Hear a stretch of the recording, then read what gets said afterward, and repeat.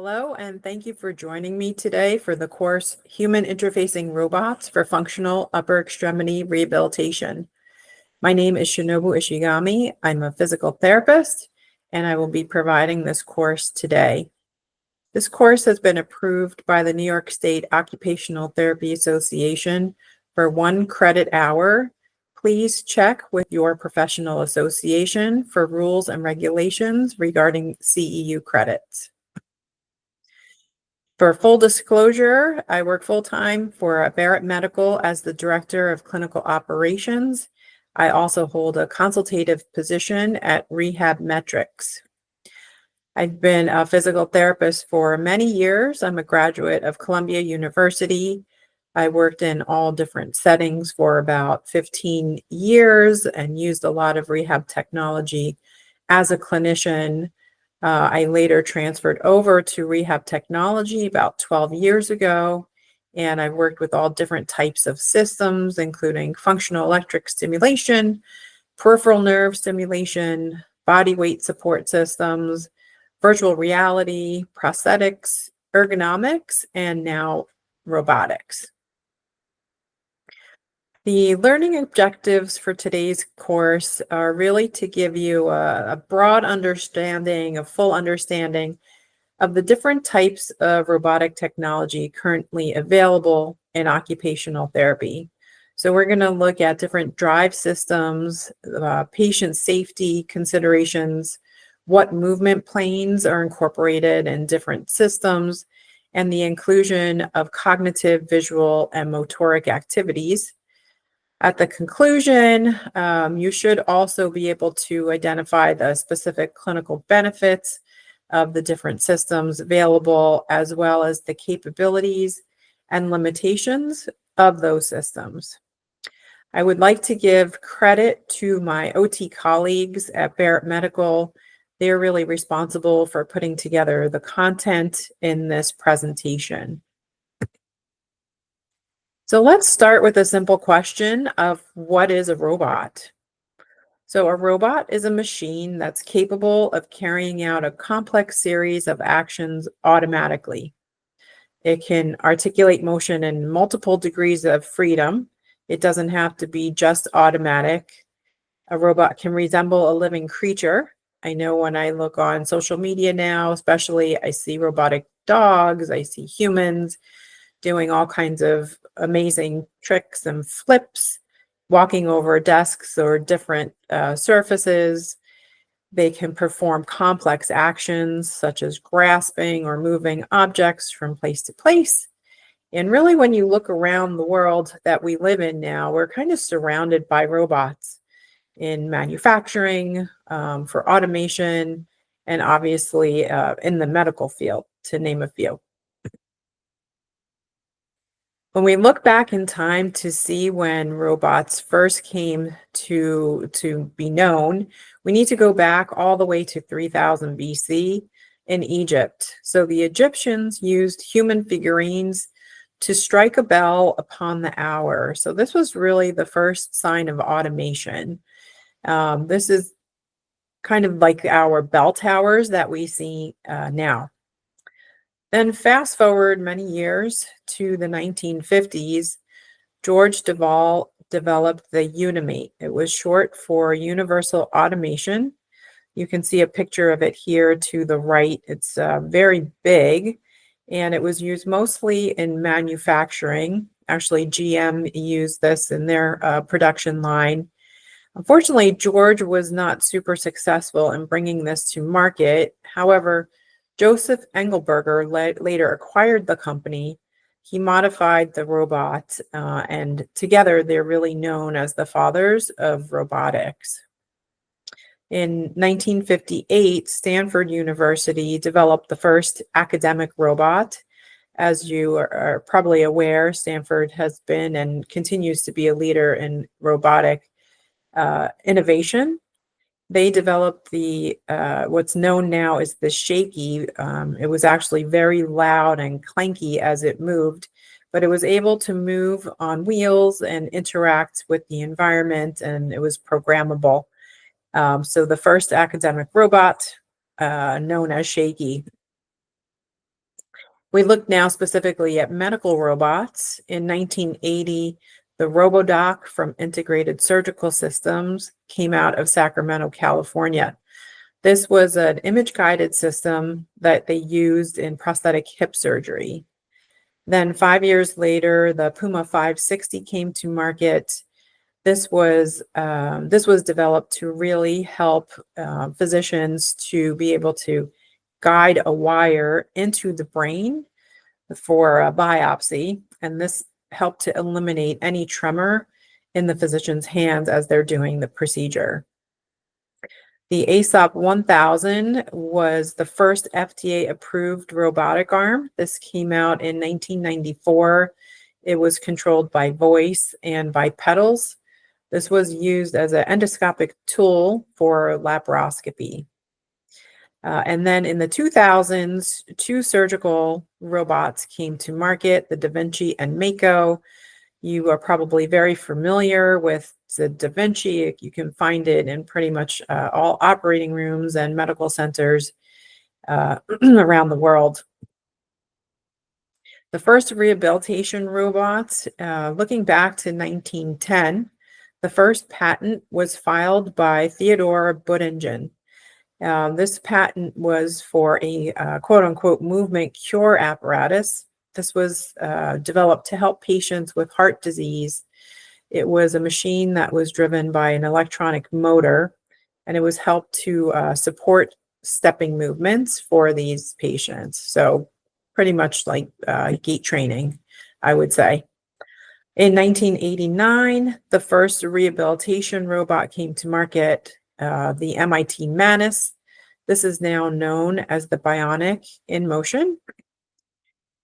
When you look at different sources as far as what's the definition of a rehabilitation robot, you'll see definitions like the ones that are provided here, but basically they all kind of mention the same qualities of a rehabilitation robot. So those being that the robot can objectively measure the amount and type of assistance provided to a patient.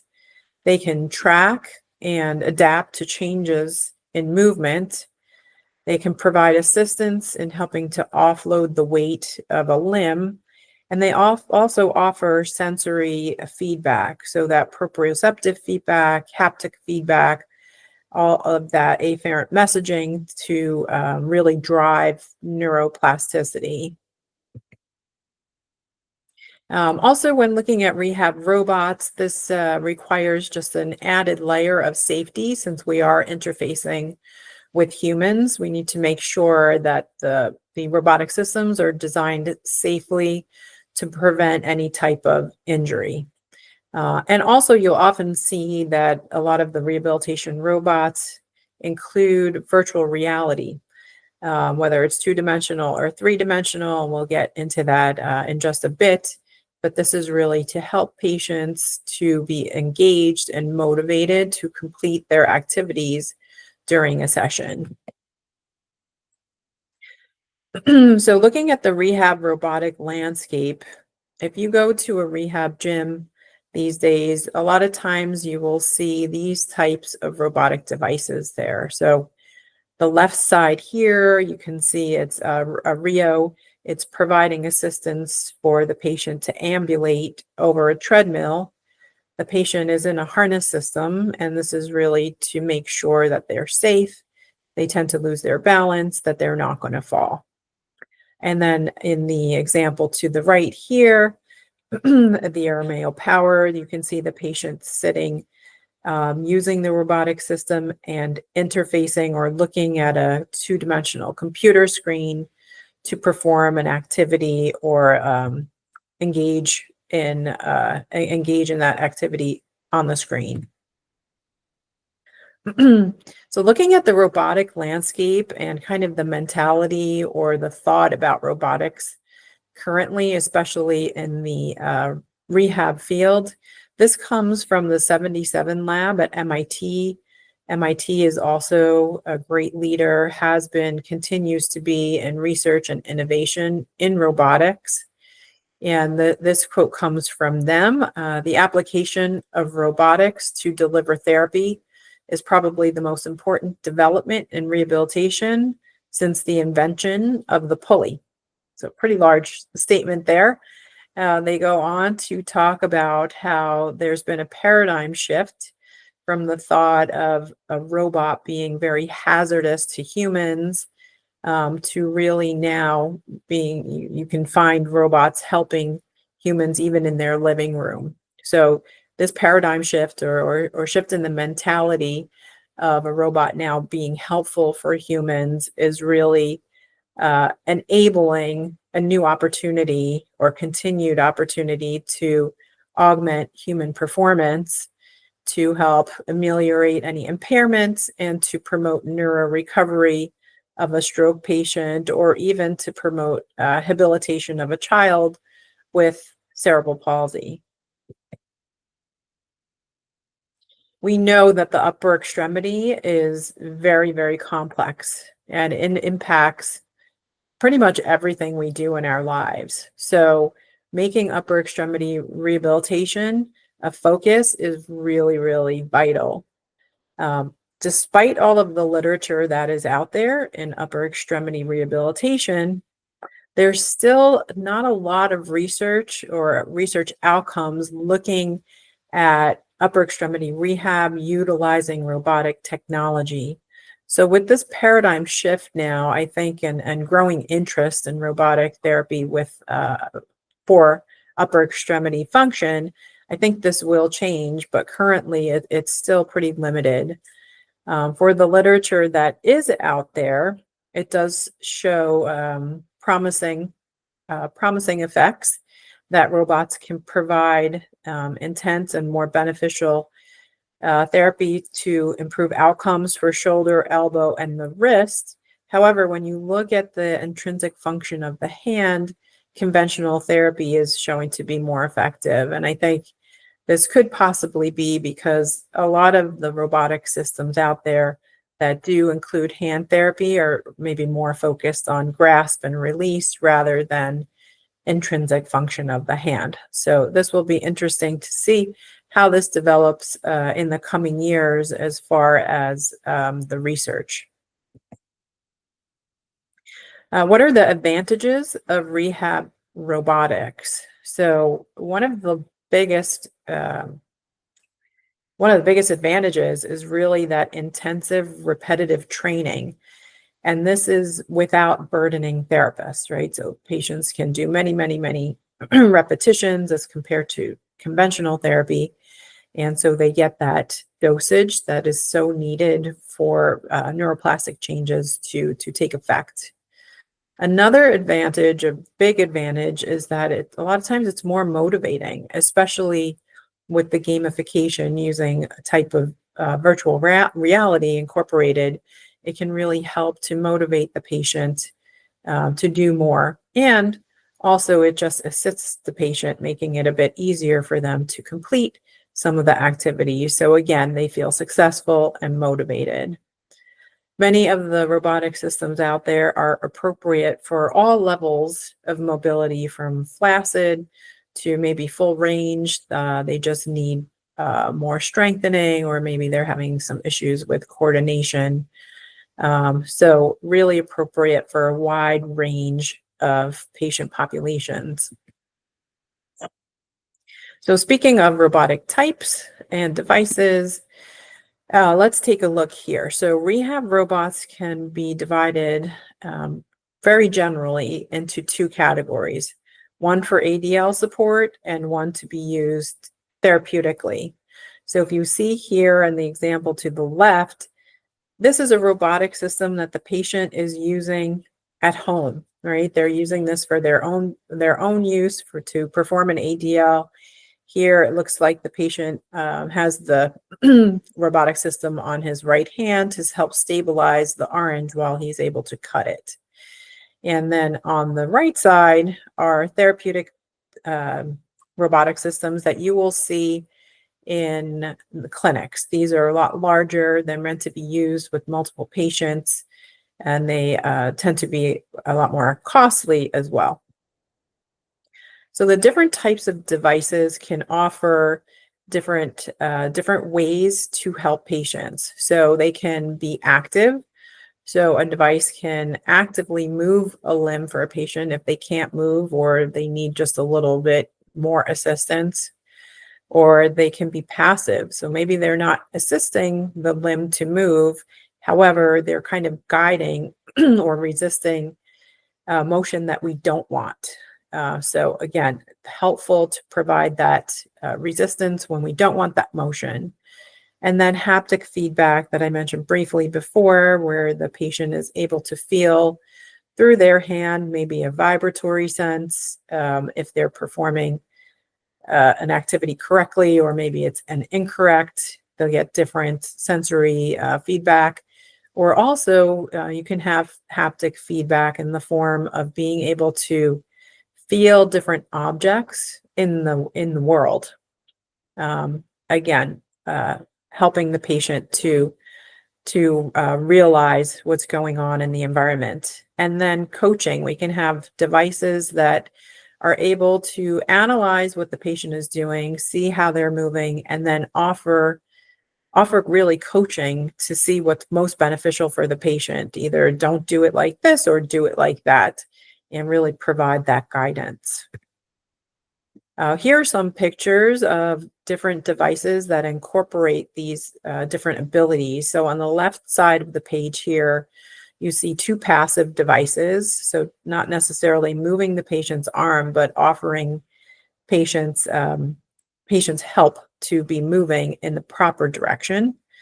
And then on the right here, you see in the upper right corner, a robot that's able to incorporate active, haptic, and coaching into one system. And on the lower right here, an active and coaching device. You'll hear when people are talking about different mechanical designs of robots, you'll hear commonly end effector based or exoskeletal based. You may also hear about planar systems. An end effector based system is a system that contacts the patient's limb at the most distal segment. So this really allows the patient to move freely. It feels very natural, kind of like they're floating around. The system may not be able to get precise measurements of like range of motion or strength because of all of the free motion there, as opposed to an exoskeletal based system. So an exoskeleton may not have the movement that an end effector has because it actually contacts the person at the different joints. So there are multiple points of contact. The benefits of an exoskeletal system is that the motion at each joint can be very precisely configured and also measured. So pros and cons to both systems. And then a planar system is a bit more simple. A planar system moves just as the word says in a single plane. So here are examples of two end effector systems, one for upper extremity, one for lower extremity. On the left side of the page here shows the Barrett system, where the patient is supported distally at the forearm and the hand and the wrist. On the right here is Healing Innovations Rise and Walk, where the patient's lower extremities are supported distally near the ankle. And then here's two examples of an exoskeletal-based system and a planar-based system. To the left here, you can see the Armeo Power, and the patient's arm here you can see is contacting her at the elbow, the wrist, the hand, offering precise movement and also being able to analyze it, as I mentioned. In the right here is a planar-based system. This is the H Robotics Rebless Planar, where you can see the patient will move on the tabletop from side to side and forward and back. I'm going to shift gears, no pun intended, to drive systems. So you may be wondering, like, why do we need to talk about drive systems? That's very, very technical. Yes, it is technical, but actually very important in understanding how different robotic systems work and how that affects treatment and even how the patients are feeling. So the first thing that we want to look at is we talk about safety a lot, right? We want to talk about back drivability. So back drivability is really the ability for the patient to move against the trajectory of the robot.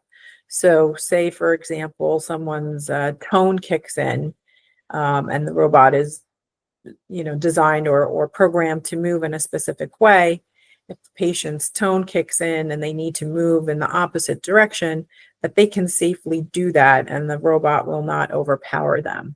So that's what's called back drivability. So different drive systems are going to affect the back drivability of the robot. Also, the drive system can affect the feel of the system, whether it's a little clunky or a little bit smoother. So we do need to understand how that works as well. And then just from a practical sense, the cost, some drive systems are cheaper, some drive systems are more expensive to manufacture and also to maintain. So the first drive system that we'll talk about here is a gear-driven system. This is pretty commonly seen. You'll see a small gear with a big gear. This really allows for a significant push force and high torque. They can often include a speed reducer to help control the motion. A belt-driven system is another form of gears because it does have teeth. The belt-driven systems can slip sometimes, though, and wear out a bit, just for you to know that. And just generally, gear-driven systems are economical, but you might encounter what's called gear lash. And gear lash happens when the gears don't completely match up as they're turning. So you might feel a little bit of a bumpy sensation or just like not a very smooth sensation if that should happen. Also, because of the high torque that gear-driven systems produce, they'll need to incorporate sensors to detect patient motion to make sure that the patients are moving safely and they will not be overpowered by the robotic system. So a cable-driven system, this is essentially a pulley system. So you'll see a cable that rolls up on one pulley and it derails onto another without losing any tension. So it's very low torque. It's great for safety. We're talking about that back drivability. You'll feel very frictionless, smooth movement for the patient, very natural. And so you can have very precise control with that. The cables tend to last very long and you won't have that backlash that you might encounter with gears. It's very quiet and it's also reasonably priced. So you can hear here, you can't really even hear the cables as they're on the rolling up on the pulley system there. Okay, flex and harmonic drives. These are also gear teeth designed, but they're very small and circular. These are the most common type of gears you'll find in robotics. They also produce high gear ratios. They allow for very precise and very fluid motion.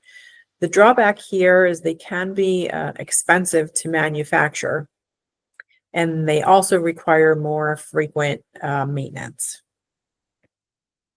And then finally, a 4-bar linkage system. This does not involve gears. This, exactly like the name says, involves 4 bars that are linked together in a fixed space. So a good example you can see below in a bicycle, right? So you have the four linkages here that move continuously in a repetitive motion. So 4-bar linkage systems are excellent for this very smooth, repetitive motion. You can see in the example to the right here, again, this is the H Robotics Rebless planar system that incorporates a 4-bar linkage. Because this is human interfacing, they have made sure to include safety features to avoid any potential pinch points, which can be a downfall to a 4-bar linkage system. They can also be bulky, but as I mentioned, really excellent for smooth, repetitive motion. Here are some other drive systems that you may hear about. They're not often incorporated in human interfacing robotic systems, but I'm going to mention them here just so that you have an idea if you hear about them. The first is a direct drive system. These, again, not commonly used in human interfacing robots. They can be bulky and they can be expensive. Pneumatic and hydraulic systems.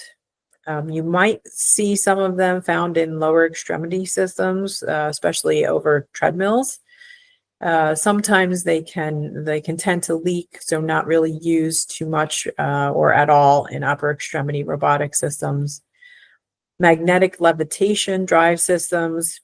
In order to maintain contact within the magnetic field, you really need to limit the range of motion to a very small range of motion. So this is not very beneficial when we are looking to improve people's range of motion in the rehab world. And then finally, a direct electric motor drive. This can potentially produce a torque ripple effect, and this can make for a very unnatural feeling for the patient. So again, not utilized in human interfacing drive systems or human interfacing robotic systems. So now we talked about the technical aspects of robots. Now we need to see, how do we put the robot and the human being together? So now looking at the upper extremity, we know that it's very complex, has multiple degrees of freedom. If you look at the literature out there, depending on whether scapular motion and intrinsic hand motion is included, you'll see anywhere from 6 to 8 degrees of freedom mentioned in the literature.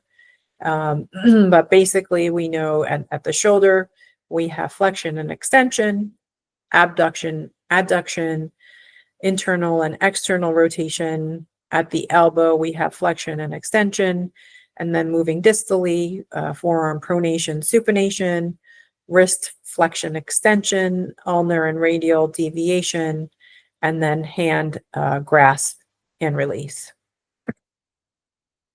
So now looking to see how to translate that motion of the upper extremity into a robot. This is really a blueprint to see where we need all of that motion and how to get that into a robotic arm. So here is, and that's really a challenge. And thank goodness we have brilliant engineers who are able to do this, because they really are incredible at what they can produce. Here you see a rendition or a picture of the Barrett arm here. Z1, Z2, Z3, you can see as the shoulder, elbow, and hand motions, and how all of the shoulder, elbow, and wrist motion can be incorporated into the robotic arm. So not only do we look at the degrees of freedom, but we also need to consider the different movement planes. So we have our 3 standard movement planes, our frontal plane, transverse, and sagittal plane. But we do know that motion doesn't always occur right at midline, right? It can occur offset to the side or the parasagittal plane. So this is just another consideration when creating a robotic system, that it should have the capability to do. So looking at the different types of robots on the market now, and considering the different planes of motion. I have them listed here below, and this is really looking at robotic movement. So it doesn't mean that they can't move in other planes of motion, but this is really looking at where a robot is assisting that motion. So for 3 planes of motion, the BERT, harmonic bionics, and the Armeo power systems are each able to move in the 3 planes of movement. The bionic in motion and H robotics planar system can move in 2 planes of robotic motion, transverse and sagittal, but really at that tabletop level. And then here I have included 1 plane or less of robotic movement. So the Tyromotion Diego has 1 plane of robotic motion and two planes of passive motion. The Armeo spring, since it's not technically robotically driven, has 0 planes of robotically driven motion. Something else that comes up commonly that you will see when you're talking about robotics is orientation versus position. So you can see here in this picture that there's this yellow bar with the blue top, and it's pointing straight up to the ceiling. Now, if the person moves their arm in the X, Y, or Z axis, they're changing their position. But if that bar remains upright, it's not changing the orientation. A good example of this is somebody drinking a glass of water. So when they're holding the glass of water and they're moving the glass of water around, but they don't tip it at all, the position is changing, but the orientation is not. However, when they start to drink from that cup, they're now tipping the glass of water toward their lips. So the orientation and the position are changing.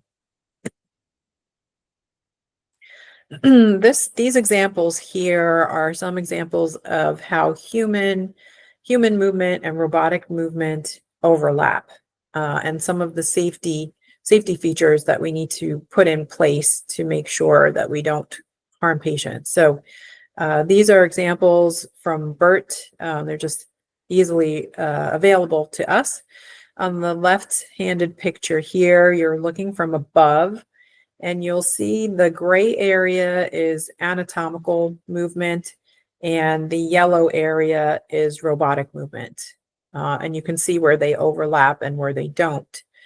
So in this picture, you can see where the gray portion stands alone is really toward the back side of the patient's shoulder and above. So this is intentional. The robotic movement has been limited so that the arm does not go behind the patient's head and potentially hit them in the head. So we want to ensure patient safety there. And then similarly on the right side, you can see that the robotic movement does not go below the knees for the same reason that we don't want the robot to bang into the person's legs and potentially harm them there. I mentioned virtual reality a little bit, just looking a little bit closer into virtual reality to kind of understand what's being used with robotics and why. You'll typically see 2 types of virtual reality used in robotics. The first one is immersive virtual reality, where a patient will don a headset. They're engaged in a 3-dimensional environment. They feel completely immersed in that virtual world. Or they will interact with a 2-dimensional environment like a computer screen, where they can perform their activities and interface with a gaming system there. So just looking at VR alone and the benefits for rehabilitation, there's a lot of research that supports the use of VR in rehab.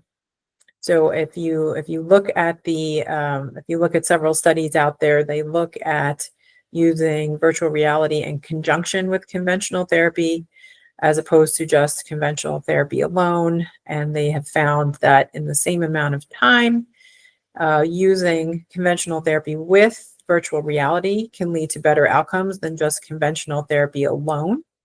And that also, in addition to conventional therapy, that VR can help to improve upper limb function. This is a great study by Bruner et al. In 2016. They found that when a session was driven by VR, that a patient was typically getting 200 to 300 repetitions, as opposed to another study looking at repetitions with traditional OT, where it was found that only 32 repetitions were complete on average. So big difference there. We know the importance of dosage to really drive neuroplasticity. And then this makes a lot of sense, but the research is just confirming it, that gamification of tasks using VR can be more fun and engaging, which leads to better adherence, better motivation. A study done in 2015 using EEG looked at 2D therapy, VR therapy, and 3D VR. And they found that using 2D therapy was helpful to improve cognitive function, and with 3D VR therapy, it further enhanced improvement. So even on an EEG level, we can see that endorsement. And then finally, most of the robotic systems that use VR are really creating content specific to rehabilitation. And we know now from the research also that VR systems that are specific to healthcare rather than off the shelf are more beneficial. Okay, so combining that and thinking about robotic systems and rehab, let's look at some of the clinical benefits. So we talked about back drivability.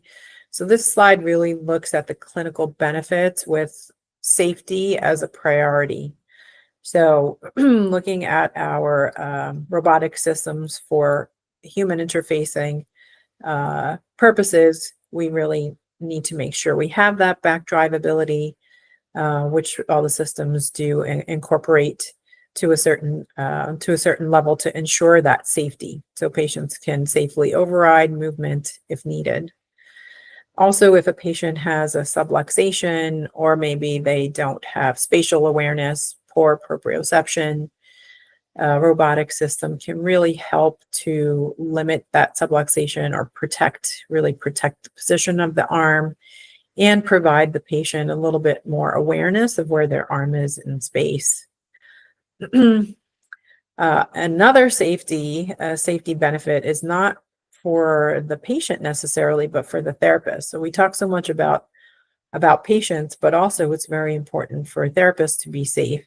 So if you look at the research for incidents of back injuries or just injuries in general from occupational therapists with constant bending and moving in awkward positions with heavy loads, the use of a robotic system to help carry the load of the limb or unweight it is tremendous and really helping to avoid incidences of back injury with occupational therapists. Now looking at some of the clinical benefits of assessment, the robotic systems can really help to assess and measure mobility, range of motion, strength, even some functional tasks. A lot of the robotic systems now incorporate ADL activities, so you can measure how patients are doing functionally with some of those activities. They can help to measure balance and postural control, and also look at visual processing. So looking at tracking, discrimination, also offering different challenges for that patient, right? By assessing their ability, we know that we can add maybe a little more visual challenge for a patient or take it away depending on what is needed. And then also validated measures you'll see in some of the robotic systems. An example is trail making, like a standardized test can be incorporated to get an idea of how patients are functioning with those validated measures. And then cognition. Many of the robotic systems out there incorporate different cognitive levels of functioning, so you can really measure and see how patients are doing with sequencing, with multiple tasks, how their decision-making skills are. And from those assessments, as a therapist, you can really know, should I make this harder? Should I make it easier? Add some complexity or take it away to get that just right challenge. So now looking at some clinical benefits in treatment, we know, mentioned before, we can have a lot more repetition. So we have that increased repetition with the gamification. Patients are more engaged, they're more motivated. So in general, we have an increase in mass practice. Also, we can help to decrease compensatory strategies. So we know that patients are very good at maybe, listing forward or backward or hiking up a shoulder, moving in ways that are not necessarily helpful in their recovery. So, for example, in the BERT system, we are able to lock planes of movement so we can minimize some of those movement patterns that are not beneficial. We can also, through robotic therapy, really help with the quality of movement. So I talked a bit about smooth movement of the robotic systems, really to decrease that fragmented or kind of bumpy feel. So patients can feel that they're moving effortlessly and smoothly in an environment instead of having to feel like a bumpiness or work in an uncomfortable way. Also, robotic systems can help with strength and coordination, right? So that's programmable. We know the different activities and the different programs can really focus on improving strength or improving coordination through the programming. Setup time. This is just something that's put in here to keep in mind. We want to make sure that the setup time is not too great. We want to make sure to utilize our therapy sessions appropriately. And so we want to make sure to minimize the amount of time to set up the robot so that patients can have that full time there. Gravity compensation or full elimination of gravity. This again is, we talked about for the therapists, very beneficial to make sure they don't get injuries, but for the patient, if they have a very heavy arm or they're flaccid or, very, very little movement, that gravity compensation or full elimination can just really make such a difference in aiding them to move in the motion that they do have or begin to emerge to be able to start to move. So here are some applications that in treatment that are continued here. So guided motoric pattern. So if you want to do a PNF pattern, now you have the robot offloading the weight for the patient. Maybe you can help guide the patient in a PNF pattern, or maybe you're working on an ADL activity where the patient needs to raise their hand to their head to brush their hair.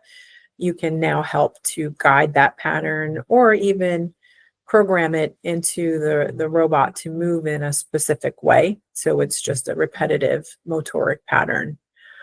I mentioned functional tasks and ADLs with some of the programming of the robotic systems on the market now. You can do that right from the programs.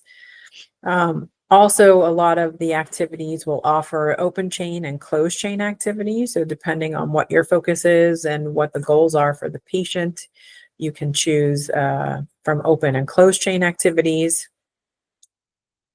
I've talked a lot about how there's an interaction with a screen or a VR world, but you can also have a robotic system that helps patients manipulate objects in the real world. So that interaction with the robot in the real world is also possible and very important, especially for carryover. And that sensory engagement we already talked about to provide that haptic feedback, that proprioceptive feedback, but also visual feedback too, right? As we can make the visual field more or less complex or add some challenges as far as scanning, whatever it may be, that sensory engagement is available for patients to work on multiple things at the same time. And then a lot of these activities are great for preparation for other skills like driving, right? Or even navigating the environment when you're walking around. So just kind of for pre-skills, you can use robotic therapy. And then I have range of motion here. We want to make sure that patients feel successful in their therapy sessions. So robotic systems are wonderful in being able to maybe match the patient where they are in their range of motion or motivate them to increase their range of motion. So really, we can really fine tune through the use of robotics to guide patients to really maximize the range of motion that they have available. So in summary, you can see that the different types of robotic technology currently available in occupational therapy can be differentiated by the type of drive systems, also the patient safety considerations, the available movement planes, and inclusion of cognitive, visual, and motoric activities.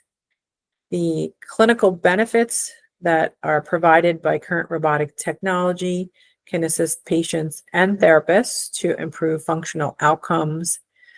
And then also the capabilities and limitations of currently available robotic technology are important to consider when implementing robotic therapy into practice. So I will end with some questions and answers here. These are probably the most common questions that I hear when talking about robots. So the first one, how do you know if a patient is appropriate for therapy with a robotic system? So it's really important to understand the capabilities of the robotic system that you are using or will be using, and the different levels of ability of the patient, ranging from their motoric ability, cognitive, visual ability, so that you can match the two appropriately. So as I mentioned earlier, a lot of the robotic systems are appropriate for a wide range of patients, but maybe some are limited more than others. So my answer to that would be to really understand the robotic system, look at what your patient goals are, also look at the patient's desires too. I know I would say the majority of patients really, really enjoy therapy using a robotic system. However, there are some who are just opposed to it. So you need to keep that in mind as well. Another question here, can you use other modalities during a robotic treatment session? Absolutely. This is a great time to incorporate electric stimulation to your therapy session, so you can time that with the movement of the robot. You can tape a patient wherever they need to be facilitated. And speaking of facilitation, now that you have your hands free because the robot is assisting the motion, you can also provide that manual guidance to that patient that you're not always able to do when you are actually unloading the limb. And then finally, how much robotic treatment time per session is the most beneficial to achieve functional gains? So this question is really about the dosage. So how much time is needed? As I mentioned before, there's not a lot of research that's available for robotic therapy and upper extremity function. But this, I would say, is also something you need to consider with the patient's goals and what type of robotic system that you're using.